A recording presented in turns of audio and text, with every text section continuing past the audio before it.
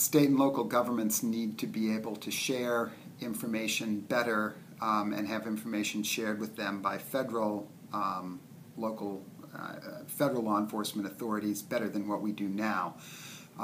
There have been efforts that have been spearheaded by the NRA in the past that have made it very difficult for federal authorities like ATF, alcohol, tobacco, and firearms to share information about gun sales and distribution that really would be valuable to state and local law enforcement authorities. So I think that is something that needs to be changed.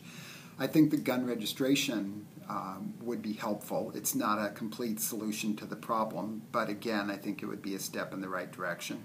And I think it makes sense to address things like high-capacity magazines, which quite frankly nobody except criminals really needs access to.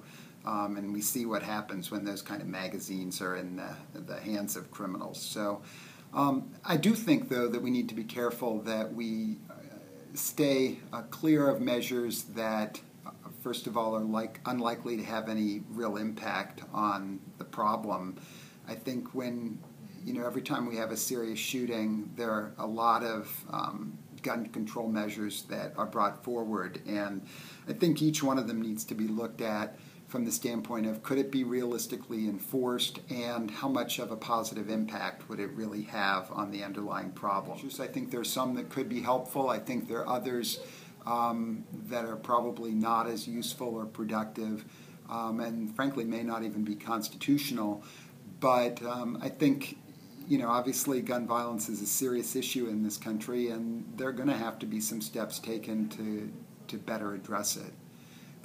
It also, I think, goes without saying that we need more resources to enforce the gun laws we have now.